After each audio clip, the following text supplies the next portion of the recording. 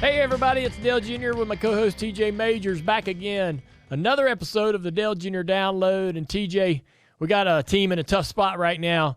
I heard in an interview Bob Pockris did earlier in the week where a team manager is a particular employee that is vital to the success of this team, at least in my opinion, is looking for a different opportunity.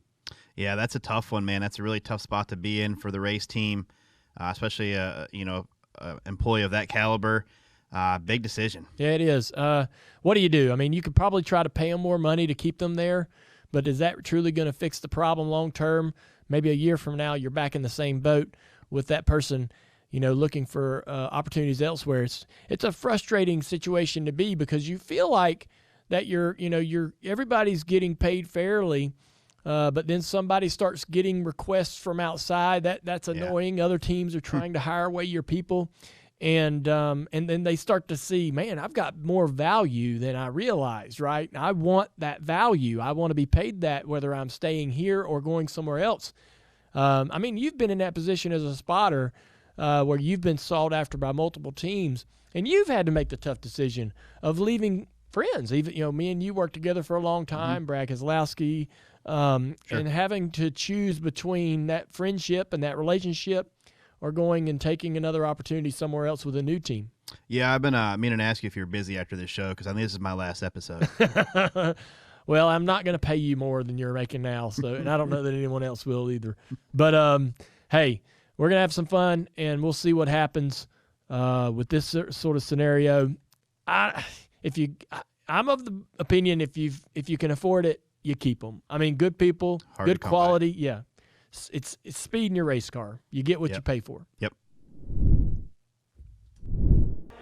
What kind of mechanic expects $676,000? That's absolutely absurd. But you know what? We're going to pay him anyways because I don't feel like going and hiring another employee. So welcome back to the team, Thomas Cartwright. That's the first Dale Jr. Download turning point we've had in quite some time. Hello, everybody, and welcome back to a brand new episode of our NASCAR 25 career mode here on the channel. I hope you're all having a great day. It's a doubleheader this weekend. We've got Iowa, and then we're going to do a second race at Watkins Glen. That's going to be a very fun one as we come into, well, unfortunately, the first race of us being out of the in-season tournament. We had some drama in Indianapolis, to say the least, with the pit stops that really got on my nerves, but there was nothing we could do about it, and we just have to move on. And unfortunately, we lost out in the bracket to Tyler Reddick.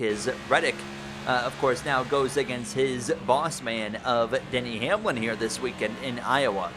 And with 8 matchups left, all 4 Hendrick Motorsports drivers are still in the running, except, well, someone said in the comments section, as you see the practice leaderboard, someone said they think all 4 Hendrick drivers will advance to the semifinals here in the next episode, or in the next race actually today. Not possible though, because Byron and Larson are going head to head here this weekend. Bubba Wallace going up against Chase Elliott, Carson Hocevar against Alex Bowman are the 3 other matchups that we have now, as we've got the Boost Energy colors here on this Junior Motorsports number 15 car this weekend, with 2 laps in qualifying as we head down into turn number 1. We'll see if we can actually pull this off. I was actually recording this video literally just after, quite literally, a tornado had gone through. Like an actual tornado actually went through, I guess just south of the city. I had a whole bunch of 3 different tornado emergency alerts going off. It was crazy,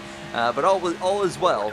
And we're now, unfortunately, not going faster on lap 2. So lap 1 would be my best lap, as Christopher Bell would go pole position over Ryan Blaney. And for us, we would end up in 16th place here in qualifying. So considering Iowa, shorter track, AI is always a bit more difficult. We always expect to kind of struggle at these shorter tracks a little bit. I'm feeling pretty good about a 16th place effort.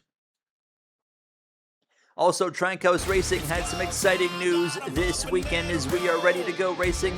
Next episode, next race at Watkins Glen. In this video, they have announced Supercars phenom Brock Feeney will get behind the wheel of the Trankhouse Red Bull number 87 at Watkins Glen. That is going to be very exciting to see how Brock Feeney is going to do at the Glen now as we get ready to go racing here first.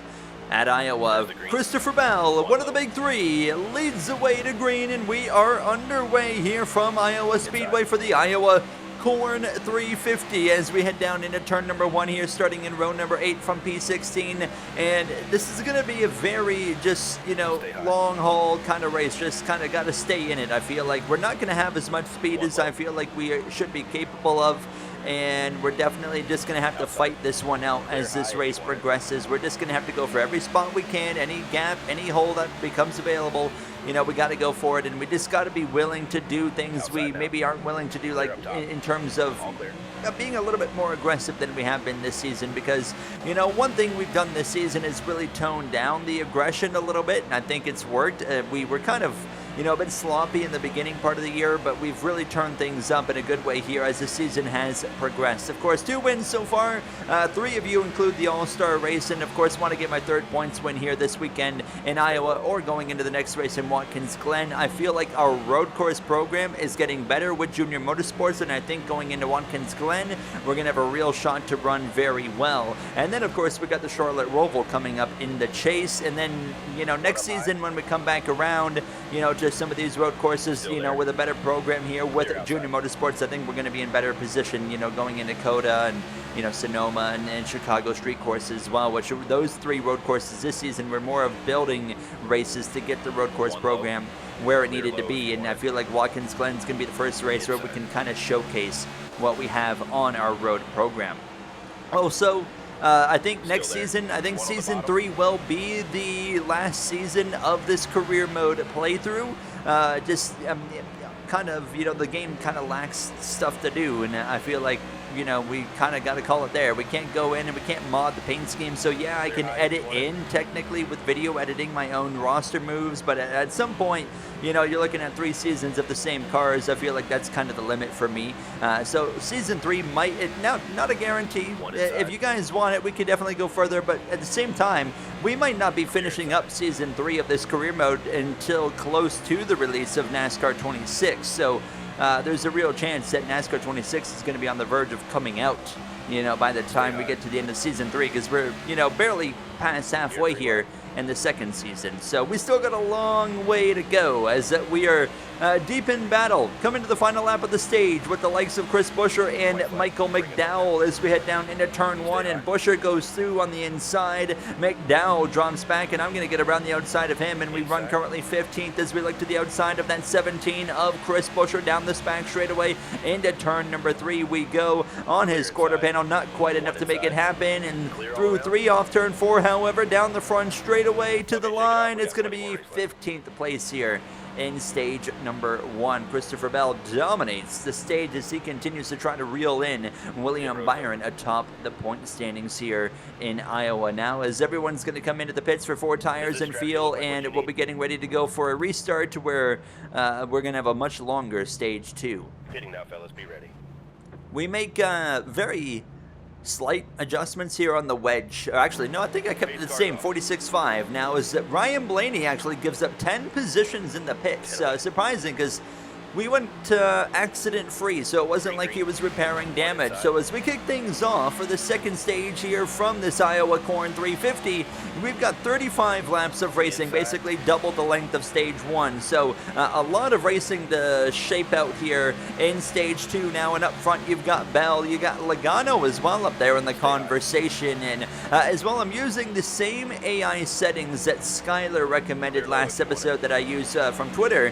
And we're going to see if it has an effect here in today's episode over the course of this race, and also we're going to test it out in Watkins Glen as well, because I think the road courses actually might have a decent chance of getting those to be a bit more spiced up as those goes on, but we'll wait and see. Nonetheless, we get down to the inside, and I haven't really decided yet where I want to be. The inside's got its pros and cons, and that kind of middle to outside line is kind of the same scenario. It's got its pros and it's got its cons to it. So We would eventually, though, to make the passes, really just kind of plant my car right here down on the inside, and right now alongside the 60 of Ryan Preece, and trying to go forward now as we head down this backstretch into turn 3. In my rear view mirror, I can see Bubba Wallace on the outside of the 88 Red Bull Chevrolet of Shane Van Gisbergen, as we'll clear the 60. They're 3 wide behind us, and into 14th place we go as Christopher Bell continues to lead, and we continue to just kind of keep this car hooked up on the bottom line, and that would allow me to run right up to the back of the Penske 12 of Ryan Blaney here. Home race for Ryan Blaney, as we'll get just right to him, and then as soon as I got to him, he drove away and quite literally passed the 17, the 19, the 45. So I would watch him take off, and now I would start passing other cars that he was getting around, like the 17. But it was pretty short-lived, because then to my inside, here comes the 23 of Bubba Wallace here. Now coming up on 20 laps to go here in stage 2. It's been a caution-free race outside of the stage yellows, and usually what happens is if you got like a caution-free stage 1, odds are you're going to have like 2 or 3 cautions in stage 2. However, it does not seem like that's happening here today in Iowa. Now as watching Bubba drive away, he would actually kind of pull me up to the 2 of Austin Cindric. Now Penske Racing having a subpar day here. I mean, you got Logano running well, Blaney's running okay, Cindric's here in the mid-teens now as we'll pass him for 13th place and continue to march our way forward. Coming up on 16 to go in stage 2 at this point, and Chase Briscoe having a bit of a rough run as well in that Bass Pro Shops number 19. But now we're coming up on green flag pit stops already here in Iowa as well. So it does look like we're going to break into that sequence of pit stops. So now is starting to prepare for that, and as we come to lap 26, here you go. Now Reddick's coming in. Bubba Wallace had a checkup for his 2311 teammate right there. Someone else comes in as well, as now we'll be getting ready to make a pit stop of our own. It's going to be pretty straightforward at the end of these stages. You usually just take 4 tires and feel. That's what the AI do. That's what I do as well. And here comes Tyler Reddick. He's kind of signaling that he's spitting, pulling over to the left side there. Or sorry, not Tyler Reddick, Bubba Wallace's teammate now, as sure enough he comes in. Chase Elliott's in as well. Briscoe got caught up behind that 23, so a free spot there, and we'll get ready here to pit in a few more laps. We're going to stretch this a little bit further, though, than these other guys, and all of the guys around us come into the pits, and we actually go to the lead of this race. And then off turn 4 here at the end of lap 29, we're going to come in now, and we'll be getting 4 tires and feel. It's going to be about 5 full laps of racing that we get once we get back up to speed, as we wait a 15.8 second stop. You know, a big difference from Indy. We didn't wait at all right there to exit our pits, so nice to see that. Now as we're going to, I think, maybe we might have made a mistake here, because we're going to come out behind the 60, the 21, the 2, the 17, and the 77. So we definitely gave up some time by running those 3 to 4 extra laps than everybody else, which, you know, in hindsight was not a smart idea, because we were going to have such a short window of running to the end of the stage. And now here I am under pressure from Alex Bowman to my inside, and looking to the outside of the 77 of Carson Hocevar. We might be 3 wide, and we will be 3 wide coming to 3 to go in the stage. And from the sounds of it, following this race in Iowa, we are going to get an announcement on who will drive the number 48 next season for Hendrick Motorsports. So in between Iowa and Watkins Glen. So we await an announcement there as we continue to battle with Alex Bowman as we exit turn 4. And as we cross the start and finish line to start the final lap here of this second stage. Now, it's not going to be a battle again for the top 10, but we just don't have that speed here, unfortunately, in Iowa. It is what it is, but we might be able to sneak out a top 10 as the 20 of Christopher Bell, though, he gets the stage victory. Now also working his way through some lap traffic, as we'll be side by side, but not enough there. We'll end up 16th here in the second stage here in Iowa. So, yeah, a little bit of work to be done, and we'll come back into the pits here. We'll get tires, we'll get fuel as well again. I did contemplate maybe an adjustment at this point, but I mean, honestly, didn't quite know what we needed to do with just the way the car was, so I kept it the same, and we'll get ready to go green. Go, go, go. Stage 3 goes green. We are underway here from Iowa for one more stage of racing now, and it's going to be a good chunk of racing here as well, because we have got over 30 laps to go in this race. And to to our surprise, it has been green since the start of this race, minus the stage cautions. And now we've got ourselves in a pretty good position right here to be on the inside line and make up some ground here potentially in these opening laps, which would be very, very crucial for the remainder of this stage. Now as we follow the 60 of Ryan Preece down through the middle of 1 and 2, but now leaving the door open to the inside, allowed Briscoe and Chastain to the inside to get through as well, unfortunately, as we'll continue now dropping down the order just as quick as we were moving up. Christopher Bell has been dominating this race here. Now can he close it out and gain some crucial points on the 24 of William Byron? Going to get into the back of the Kubota number 1 there of Chastain, but looks like we're all going to be okay there, so we'll continue on. But I mean, in the situation for the regular season championship battle right now between a Christopher Bell and a William Byron, you got to keep in mind, I mean, there's additional points on the line. It makes their season way easier, not way easier, but a little bit easier if you win the regular season championship. You go into the chase with just some additional points. So Christopher Bell, of course, is going to want to force that issue, because following today's episode here with Iowa and Watkins Glen, we're only going to have 2 races left in the regular season, being Richmond and then going into, Daytona. So, I mean, it's crunch time now. Just a couple of races remain in the chase battle, and it's going to get really, really tight going into, of course, these final few races now. And Carson Hocevar is a name I've been paying attention to. He's been really marching his way forward in the conversation. Kyle Busch, of course, he's the guy that we kind of watched kind of fall out of the chase picture, and he's no really longer relevant in that. As we're now battling with the 22 of Joey Logano, a driver that was running up front earlier in the race, now is finding himself back here with me in the mid-teens right now, battling for 14th and 15th, and this is just all I've got. And again, we're kind of getting ready for some green flag pit stops here. We still got 20 laps of fuel, so we can go quite a ways. I mean, we can go to well within the final 10 laps of this race, but still, like I said, preparing, being ready for it. Okay, what do we need to do? Is it going to be a 4-tire call? Is it going to be 2 tires? Right now, definitely leaning more towards the side of 2 tires. But, you know, this is kind of one of those races where it's hard to describe, but you kind of feel lost a little bit. It's like I feel like I should be running like top 10 easily and fighting for position, but instead I'm running 14th to 15th, and it just feels a bit lost of like, okay, what do we do? When do we do it? I don't really know. We're just kind of going with the vibe right now as we continue to battle with the 22 of Logano and the 19 of Briscoe, who's going to run right up in front of me, allowing Logano to go back to the inside and get clear as we bring it to the inside of the 19, and Chase Briscoe having a very mediocre performance as well in that number 19. It's not been a great night for him as we continue on, and of course we got to pay attention to the bracket in-season tournament.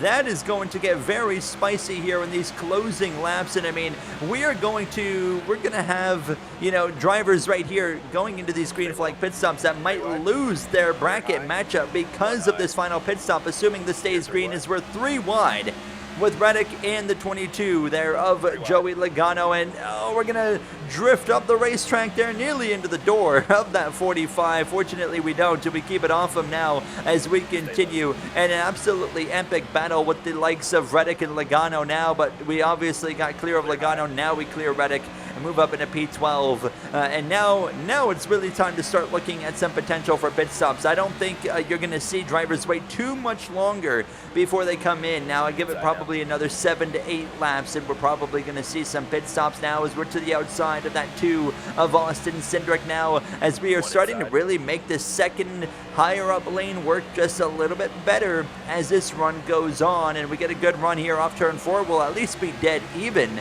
with that 2 as we head down into the corner now, but just can't quite pull ahead of him now as Ryan Blaney, Bubba Wallace there just up in front in that top 10, but a good run at a turn 2 here will clear the 2 of Austin Cindric, but it was very short-lived because his teammate of Logano had worked his way through traffic and had now started to put some pressure on me to my inside here with just over 10 laps to go. And now he's way to the inside. I have to wonder if he's pitting. Our crew chief gives us, or I come up with the call myself, sorry, to come into the pits here, and we're going to do 2 right side tires, and that's all it's going to be. Very straightforward.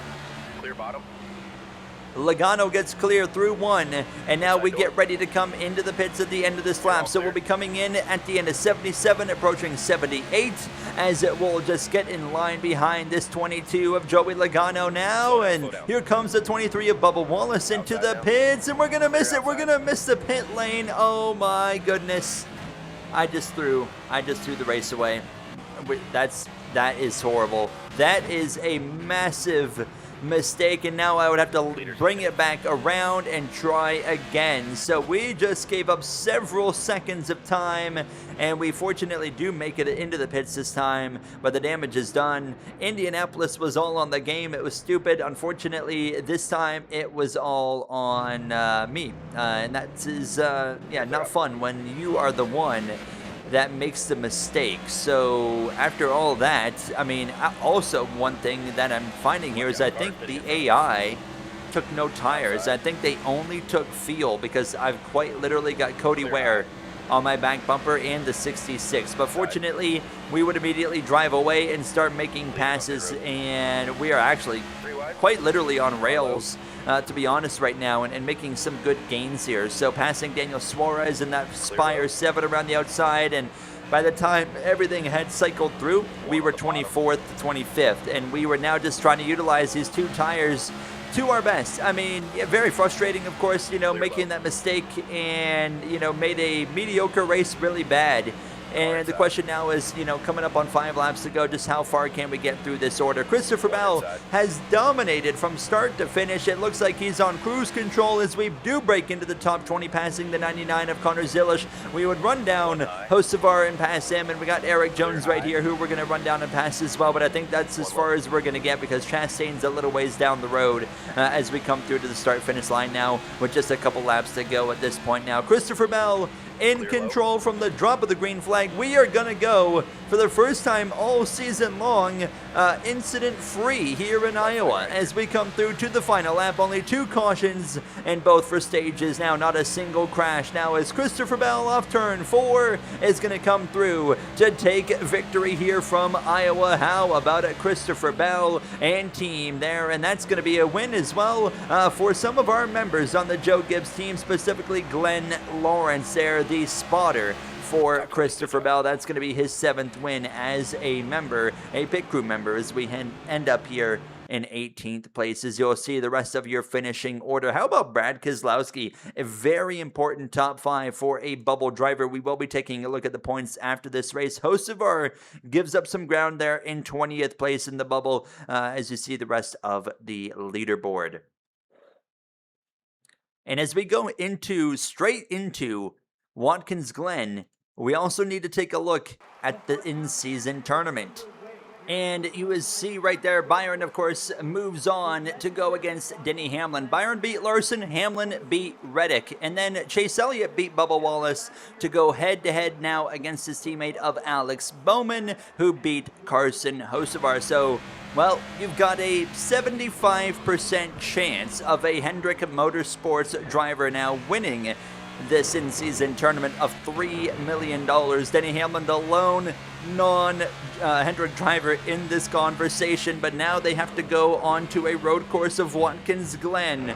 I would expect, based off that, Denny Hamlin has a pretty poor road course record, so I think this is a pretty easy win for William Byron to move to the finals for next episode, and Chase Elliott, I would have to give the upper hand on a road course. So what I am expecting is it's going to be a Byron versus Elliott showdown for $3 million next time out at Richmond. Now, as this was my best qualifying lap that I had run in quali here on Saturday afternoon, not taking part in trucks or O'Reilly here at Watkins Glen, but we will be back for the Charlotte Roval, as we would have Shane Van Gisbergen on pole position, and you can see that we qualify still out of the top 10, but still one of the better qualifying performances on a road course for myself in P12, as Brock Feeney in 17th place for the Trackhouse 87, very impressive there. Connor Zilish in 24th, and Burt Myers deciding to show up at a road course of all places at the back of the grid. So as we get ready to take on the Glen here from Watkins Glen, this video should be going out the same day as Watkins Glen IRL. But we got the Domino's colors on this number 15 here, and a very important race, not only for, the in-season tournament, but for myself as well, and seeing where our road course program now is as we get ready to go racing here from the Glen. 23 laps of racing now as we are ready to roll, and it's going to be the 88 of Shane Van Gisbergen leading the field to green with William Byron on the front row. Into turn number 1 we go. I break a little bit early there as we go through here side by side with the 48 of Alex Bowman as we head towards the S's now, and 5 laps here in stage 1 pretty quick as William Byron clears the 88 of Van Gisbergen and goes to the lead as we are wheel to wheel with Kyle Larson right against the guardrail at the top of the hill. As Larson gets through, we're into P11 here after starting P12. We're going to fan to the right side of the racetrack and outbreak the 5, but again I was very careful here into the bus stop chicane, maybe a little bit too careful, because Larson gets through and we'll be looking to his right rear, but now he re-clears this bit of a slide right there on the exit of the bus stop. But overall we do still gain 1 position. Now is way wide on the exit of the carousel is that Fast and All 17 of Chris Buescher, who looks to get back on the racetrack now as we try to run down this next group of cars here, concluding this first and opening lap here of racing from Watkins Glen. We got a spin. It's the 20. Christopher Bell's off and around he goes. Is going to rejoin right in front of the 17. My goodness, big stack up there. And Christopher Bell, who dominated Iowa, big trouble early on as Kyle Larson lets me go into turn 1 as I go a little bit wide, but we break into the top 10. Bell at least recovers and still is in the top 10, so it's not game over for him. But for myself, we would kind of just settle in here in about 10th place or so as we do get really good runs right here on the exit of the final turn. Look at this battle up here in front of us now. You got Gibbs in the middle kind of covering up the 20 of Christopher Bell. McDowell on the far left. Now those two lifting pretty early as now Buescher's going to pass the 20, and I get into the back of the 20 of Bell, who stomps on the brake pedal, and that ruined all of my momentum all the way up the elevation. And now we're under attack from Kyle Larson, who now looks to my right side, and Larson's actually going to lift. So we'll get in front of him, but now Bell's lifting. Allmendinger's to the back of me. Larson just gave up like 2 spots for no reason at all. And now we are right to the back of the 20 of Christopher Bell again. But we would end up not being able to really do anything with that, and we would continue to run 10th behind him for the remainder of the stage, straight to the final lap already of stage 1. And really just looking to get some adjustments in this number 15 Domino's Chevrolet, because we just need to have a little bit freer of a race car as we go through this final turn. William Byron beats Shane Van Gisbergen here on the opening stage now as we'll come through to cross the line to finish P10 here in this first and opening stage. So overall, I mean, not what I was expecting. I did expect more. Still, I think this is the best we finished stage 1 on a road course all season, so it's clear our road course program has gotten a lot better as we'll pit for tires and fuel and get ready to go green for stage 2. Michael McDowell as well. Just want to shout out the Spire 71. He's having a really competitive run here as well as Chase Elliott gives up a spot in the pits. Bell, after the spin, you don't see any repairs there for the 20, so he's going to be right here alongside us as stage 2 is underway, and I've missed a shift. I've missed my shift from first to second, and that gives up a bunch of time into turn 1 as we get passed by the 16 of Allmendinger, the 1 of Chastain, and now the 22 of Joey Logano's to my left side as well as we'll head through the S's. Now we should clear this 22, maybe not. No, he's going to stay to my left side. We got to give him room. He's going to clear me, and now Larson's going to pull up to my back bumper, but we know there's going to be a stack up right here down towards the bus stop. We have made adjustments to loosen up this car as well. That's important to note as we'll get alongside the 22 and a bit of a stack up here into this bus stop. Now contact. Oh my goodness, big damage on the front end, and that's going to do 5% damage on the aero. And now we're not really going to know if these adjustments are going to work or not, because now with that front end damage, we're going to be quite a bit tighter as we'll clear the 16 of Allmendinger, and somehow after all that chaos, we're back into the 11th position as Shane Van Gisbergen's got the lead at this point now. It's hard to believe SVG has yet to win on a road course this season when he's been so good. It's just been like time and time again, something seems to go wrong for that 88 now as we are now pressuring the 1 of Chastain in that Kubota orange and black paint scheme there for Trackhouse, and that Chevrolet will clear him and back into the top 10 we go. So the car definitely felt a little bit better, but I could tell that we still needed to make it looser. Even obviously it's hard to kind of tell right now where we are at because we've got front end damage. So therefore we just, the car is going to be tighter. But I could tell still, I felt like we still needed to make it a bit looser. So we are going to make another wedge adjustment to free up this car a little bit here at the end of stage 2. And hopefully that gives us the speed we're looking for going into the 3rd stage. But already to the final lap here, after making those passes, we didn't go anywhere else. We were stuck here in 10th again here in stage 2. So Shane Van Gisbergen wins stage 2 from Watkins Glen. We will exit the final turn down the front straightaway. The in-season tournament so far has gone exactly how I predicted. As of right now, it's William Byron beating Denny Hamlin and Chase Elliott beating Alex Bowman. They should end up in that final going into Richmond now, as we'll take another point in this stage. So as we get ready for stage 3, we'll take tires, we'll take fuel, repairs, 2 seconds, more adjustments to wedge down to 48.5 as we give up a couple spots as expected here to make some repairs. So we drop out of the top 10 to P12 as we get ready to go back racing here. The 3rd and final stage underway from Watkins Glen. Now is a moment of truth. Let's avoid damage, of course. Let's avoid making mistakes. We did not miss any shifts here. Let's avoid getting damage on this opening lap and then just put these adjustments to work. Let's find a way to go forward. How about Brock Feeney in the Trackhouse 87 car just behind myself now, having a great run on debut. The Supercars driver, and just, an absolutely fantastic Supercars driver, might I mention now, as we're going to try and cover him off in that Red Bull 87. Joey Logano going to look to my left side as we head down to the bus stop chicane. Big stack up on the left there, led by the 17 of Buescher. Huge gains for us out of the top 10 to now side by side for P8 with the 17.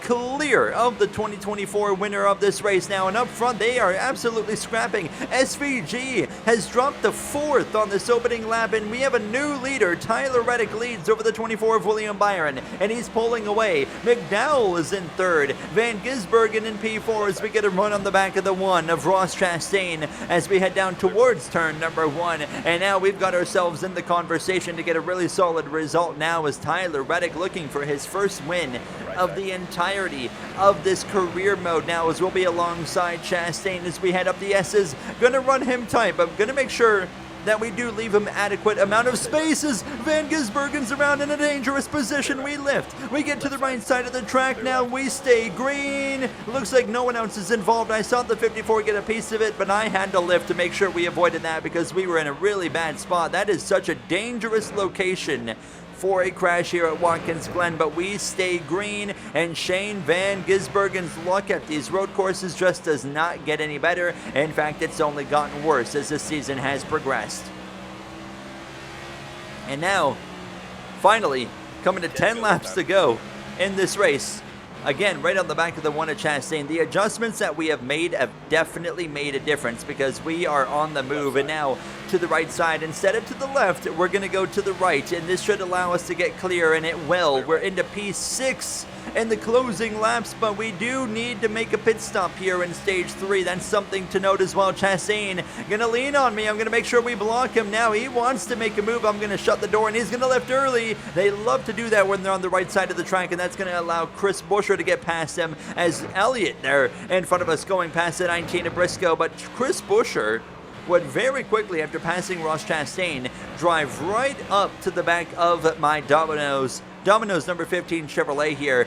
So now we're under a little bit of pressure from your 2024 winner from this race now. So it's going to be hard to hold him off as William Byron. Byron's going to open up pit stops. He pits now. Byron comes in from P2, and he's trying to undercut the 45 of Tyler Reddick. We are going to come in this lap now. We're going to come in a lap later at the end of lap 16. We're going to take 4 tires. We're going to take a can and a half of fuel, and I'm not going to make any adjustments because I'm really happy with how the car is driving at this point now as we exit the final few corners now, and Reddick has not yet pitted. He's going to run another lap and leave himself vulnerable to the 24.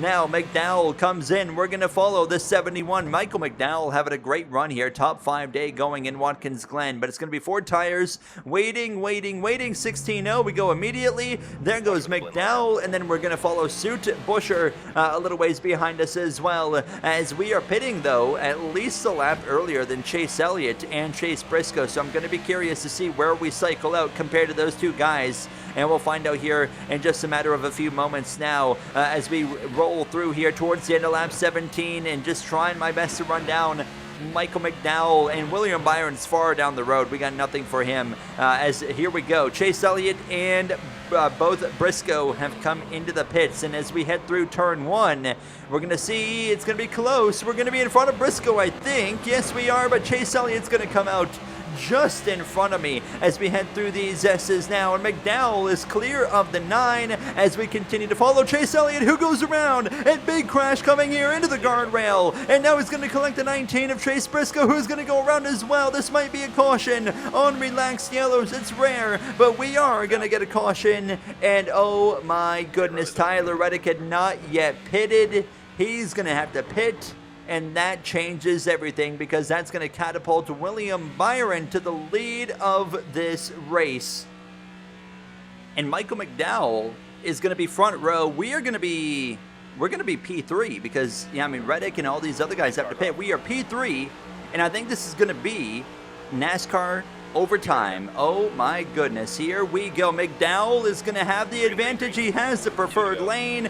And we're back racing, 2 laps to go. This is actually in regulation, so not overtime. As we go through turn 1, side by side with the 17 of Chris Buescher. McDowell has the advantage. Does he clear the 24? Byron lunges, can't quite make it stick. And to the lead, Michael McDowell. Can he pull this off? Byron lifts through the elevation. Here comes Kyle Larson to the left side as we head down the straightaway. You also have to wonder about Chase Elliott in the in-season tournament against Alex Bowman with that crash, but into the bus stop, we lift later than the 5, we roll right up to the back of the 24, contact sideways, saved it, both of us. We continue wheel to wheel down into the carousel, and Michael McDowell has gotten away. Is this going to be the day Michael McDowell wins again on a road course here? It's been quite a few years since he's done it, but we know he's capable of it. Now, William Byron clear, we settle into P3, but I think both myself and William Byron are capable of running down the 71, but the problem is we're coming to 1 lap to go.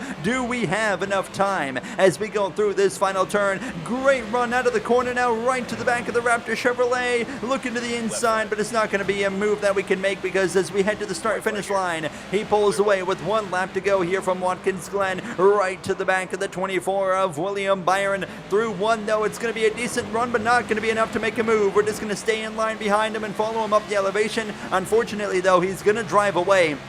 And you'll put multiple car lengths on us, but we are both running down McDowell. 1 more bus stop to really send it really aggressive there against the guardrail. Now up over the curbs. Could have gotten through there a little bit better, but that was just about as good as you can do it. Both of us closing on the Go Bowling 71 at the Go Bowling at the Glen. And Michael McDowell is in control. I don't think the 24 is going to get there. It's going to be a career best on a road course in the Cup Series for us. But what could have been if we could have maybe just found a little bit more on that restart. But Michael McDowell is going to do it as long as he makes it through the final turn. He does. He's away, and down the front straightaway, Michael McDowell will win in Watkins Glen over William Byron. We will come home in P3, and Byron will advance to the finals for the in-season tournament for $3 million.